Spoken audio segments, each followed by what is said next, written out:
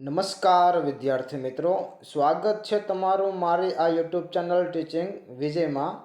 અને આજે આપણે વાત કરીશું આજે લેવાયેલ ધોરણ 6 વિષય વિજ્ઞાન, તારીખ છે 2/3/2024, કુલ ગુણ 25, એકમ કસોટીનું સંપૂર્ણ અને સચોટ પેપર સોલ્યુશન. તો પ્રશ્ન 1 છે કે નીચેમાંથી કોઈ પણ એક લખો. તેમાંથી વિભાગ એ ખાલી જગ્યા પૂરો.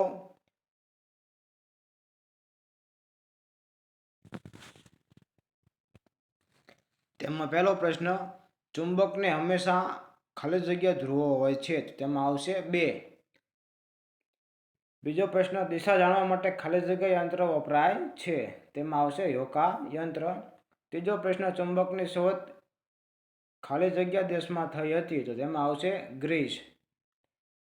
ચોથો પ્રશ્ન, ચુંબકના છેડાઓને ચુંબકના ખાલી જગ્યા કહે છે, તેમાં આવશે ધ્રુવો. પાંચમો પ્રશ્ન, બે ચુંબકના સમાન ધ્રુવો નજીક લાવતા ખાલી જગ્યા થાય છે, તેમાં આવશે અપાકર્ષણ. છઠ્ઠો પ્રશ્ન, ચુંબકનું ચુંબકત્વ સૌથી વધુ ખાલી જગ્યા પર અનુભવાય છે, તેમાં આવશે ધ્રુવો. વિભાગ બી, યોગ્ય વિકલ્પ પસંદ કરો. તો પહેલો પ્રશ્ન, નીચેનામાંથી કોને ચુંબક આકર્ષે છે, તો તેમાં આવશે ઓપ્શન સી ખીલી. બીજો પ્રશ્ન, નીચેનામાંથી કઈ ધાતુ ચુંબક વડે આકર્ષાતી નથી, તેમાં આવશે ઓપ્શન ડી ચાંદી. ત્રીજો પ્રશ્ન, ચુંબકને શું કરવાથી તેનું ચુંબકત્વ નાશ પામે છે, તો તેમાં આવશે જવાબ આપેલ તમામ: વારંવાર પછાડવાથી, ટીપવાથી અને ગરમ કરવાથી. ચોથો પ્રશ્ન, લોખંડના ટુકડામાંથી જે ચુંબક બને છે તેને શું કહે છે, તેમાં આવશે ઓપ્શન બી કૃત્રિમ ચુંબક. પાંચમો પ્રશ્ન, લંબઘન પટ્ટી જેવા ચુંબકને કયો ચુંબક કહે છે, તેમાં આવશે ઓપ્શન સી ગજિયો ચુંબક. છઠ્ઠો પ્રશ્ન, નીચેનામાંથી કોને ચુંબક આકર્ષતું નથી, તેમાં આવશે કાચ. હવે વિભાગ સી, નીચેના વિધાન ખરા છે કે ખોટા તે જણાવો. તેમાં પહેલો પ્રશ્ન, નળાકાર ચુંબકને એક જ ધ્રુવ હોય છે, તો આ વિધાન ખોટું છે. બીજો પ્રશ્ન, રબર એક ચુંબકીય પદાર્થ છે, તો આ વિધાન પણ ખોટું છે. ત્રીજો પ્રશ્ન, હોકાયંત્રમાં સોયાકાર ચુંબકનો ઉપયોગ થાય છે, તો આ વિધાન પણ ખરું છે. ચોથો પ્રશ્ન, ચુંબકના સમાન ધ્રુવો એકબીજાને અપાકર્ષે છે, તો આ વિધાન સાચું છે. પાંચમો પ્રશ્ન, જે પદાર્થ ચુંબક તરફ આકર્ષાય તેને બિનચુંબકીય પદાર્થ કહે છે, તો આ વિધાન ખોટું છે. છઠ્ઠો પ્રશ્ન, ગજ્જુ ચુંબક હંમેશા ઉત્તર દક્ષિણ દિશા તરફ નિર્દેશ કરે છે, તો આ વિધાન પણ સાચું છે. વિભાગ ડી, જોડકા જોડો. તો તેમાં એ અને બી તમને બે જોડકા આપેલા છે, તો તે તમારે સાચા જોડવાના છે. પહેલું છે છોયાકાર ચુંબક, તો તેની સામે આવશે હોકાયંત્ર. બીજું છે એન અને એન ધ્રુવો, તેમાં આવશે અપાકર્ષણ. ત્રીજું છે ગજિયો ચુંબક, તેમાં આવશે રેફ્રિજરેટર. ચોથું છે એન અને એસ ધ્રુવો, તેમાં આવશે આકર્ષણ. પાંચમું છે કંકણાકાર ચુંબક, તેમાં આવશે લાઉડ સ્પીકર. છઠ્ઠો પ્રશ્ન છે ઘોડાની નાળ આકાર ચુંબક, તેમાં આવશે જનરેટર. વિભાગી, નીચે આપેલા પદાર્થો ચુંબકીય છે કે બિનચુંબકીય તે જણાવો. તમને પદાર્થ 6 આપેલા છે: રબર, દોરી, ખીલી, નિકલ, ટાંકણી અને કાગળ. આમાંથી કેટલા ચુંબકીય છે અને કેટલા બિનચુંબકીય છે તમારે પસંદ કરવાનું છે. તો ચુંબકીયમાં આવશે ખીલી, નિકલ અને ટાંકણી, અને બિનચુંબકીયમાં આવશે રબર, દોરી અને કાગળ. હવે ક્વેશ્ચન 2, નીચેના પ્રશ્નોના જવાબ આપો. કોઈ પણ એક, તેના 3 માર્ક રહેશે. રોજિંદા જીવનમાં વપરાતા જે સાધનોમાં ચુંબકનો ઉપયોગ થતો હોય તેવા સાધનોની યાદી બનાવો.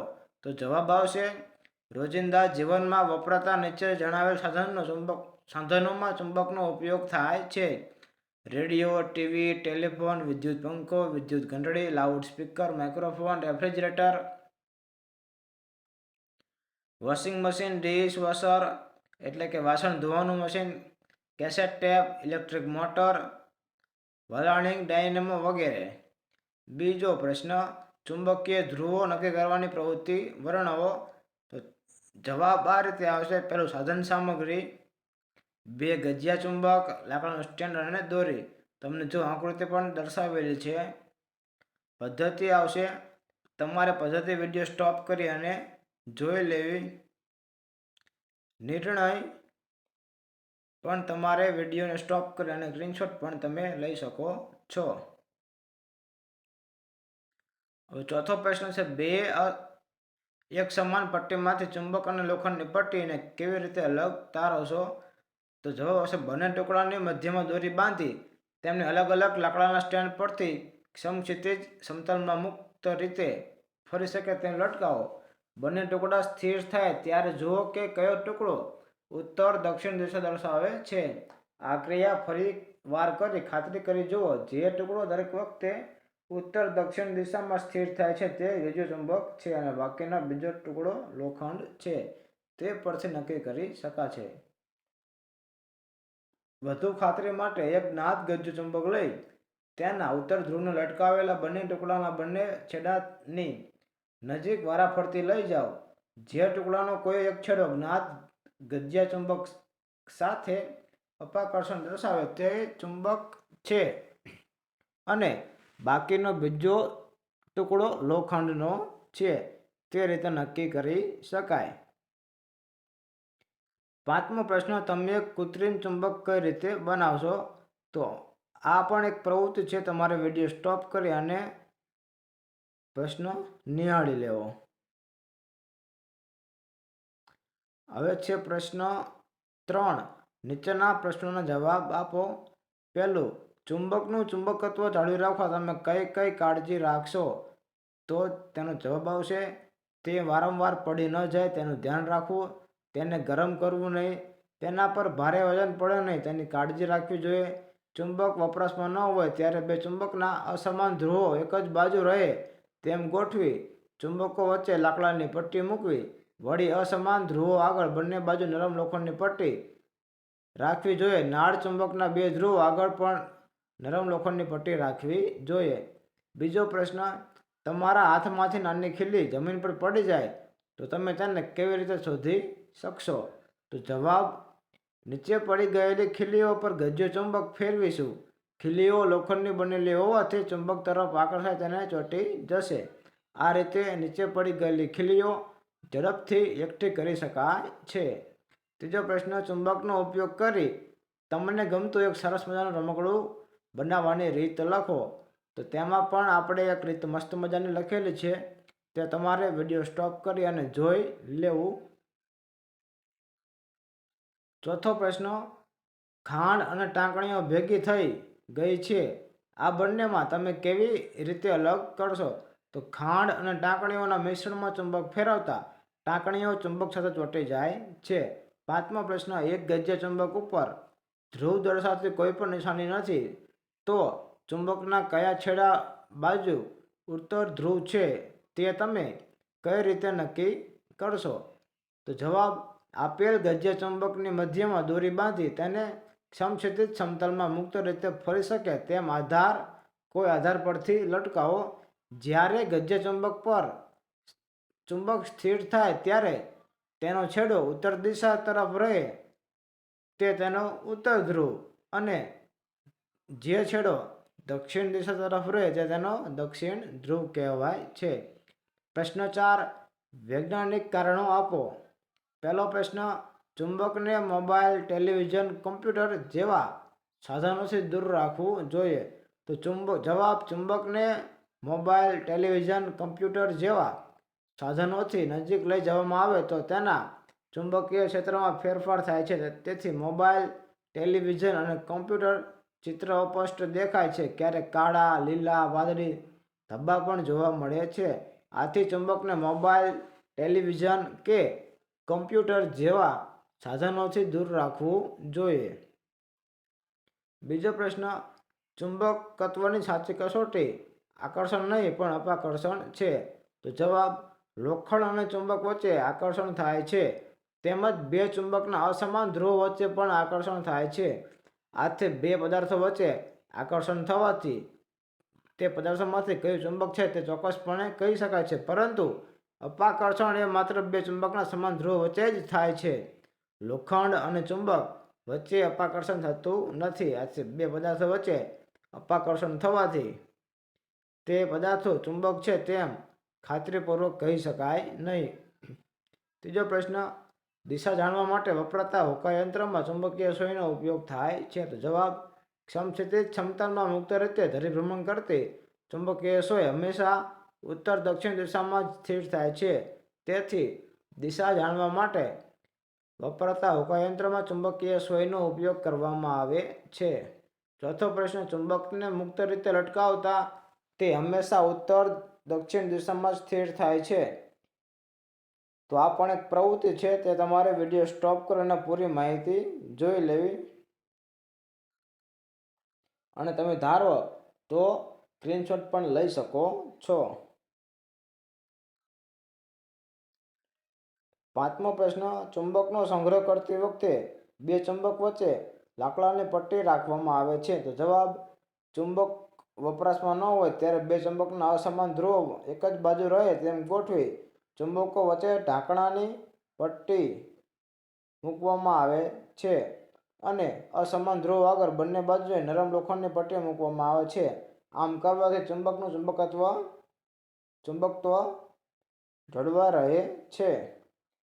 ક્વેશ્ચન 5, નીચે આપેલા પ્રશ્નોના જવાબ આપો. પહેલો પ્રશ્ન, ચુંબકના પ્રકાર જણાવી તેના આકાર વિશે સમજાવો. તો ચુંબકના આકાર પ્રમાણે વિવિધ પ્રકાર નીચે મુજબ છે. પહેલું, લંબઘન પટ્ટી આકારનું ગજિયો ચુંબક. બીજું, ઘોડાની નાળ આકારનું ચુંબક. ત્રીજું, સોયાકાર ચુંબક, નળાકાર ચુંબક, બોલ એન્ડેડ બંને છેડા ગોળાકાર ચુંબક, કંકણાકાર ચુંબક. બીજો પ્રશ્ન, કચરામાંથી લોખંડના ટુકડા શોધો, તમે શું કરશો? તો જવાબ, કચરામાંથી લોખંડની ખીલીઓને અલગ કરવા માટે ઢગલામાં ચુંબક ફેરવીશું, જેથી લોખંડ ખીલી સાથે ચોંટાઈ જાય. ત્રીજો પ્રશ્ન, ચુંબકના ધ્રુવો પાસે ચુંબકત્વ વધુ હોય છે તે દર્શાવતી પ્રયોગ વર્ણવો. તો આ પણ તમારે પ્રયોગ વિડીયો સ્ટોપ કરી અને માહિતી પૂરેપૂરી અને શાંતિપૂર્વક જોઈ લેવી.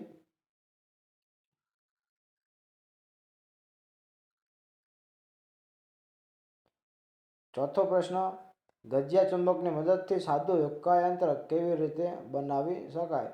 તો આ પણ એક પ્રયોગ પ્રકારનો પ્રશ્ન છે, તે તમારે વિડીયો સ્ટોપ કરી અને માહિતી પૂરેપૂરી જોઈ લેવા નમ્ર વિનંતી.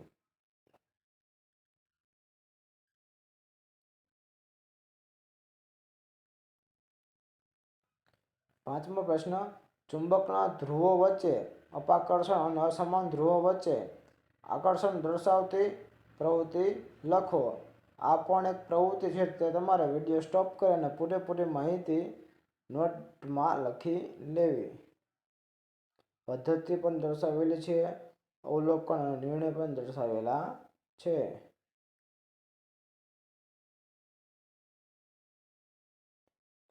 છઠ્ઠો પ્રશ્ન, કોઈ પણ આકારના ચુંબકને કેટલા ધ્રુવ હોય છે અને કયા કયા?